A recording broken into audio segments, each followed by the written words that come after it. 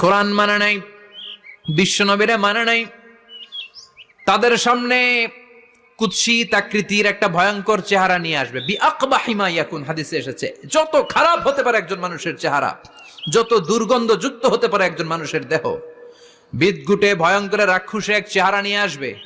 মুমিনের সামনে এসে যেমনি ভদ্রভাবে বসে যায়, সে এরকম আসবে না, সে ত্রাস সৃষ্টি করবে। ডাকাত যখন আপনার অ্যাটাক করে এমন ত্রাস সৃষ্টি করবে, কোপ মেরে আঘাত করে আপনি ভয়ে সব দিয়ে দিবেন। ওনারা দেখলে আপনার পিলে চমকে যাবে।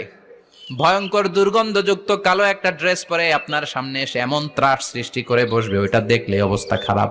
চিৎকার দিয়ে ধমকাবে আর বলবে, ইয়া আইয়াতুহান নাফসুল খাবিসা, হে পাপাত্তা বেরোয় আয় ইলা গাদাবিল্লাহ, আল্লাহর ক্ষোভ, আল্লাহর রাগের দিকে তুই বের হয়ে আয়। মুমিনের আত্মাটা যেমনি স্মুথলি বের হয়ে এসেছে, কাফেরের আত্মাটা বলার সাথে সাথে বেরোতে চাই।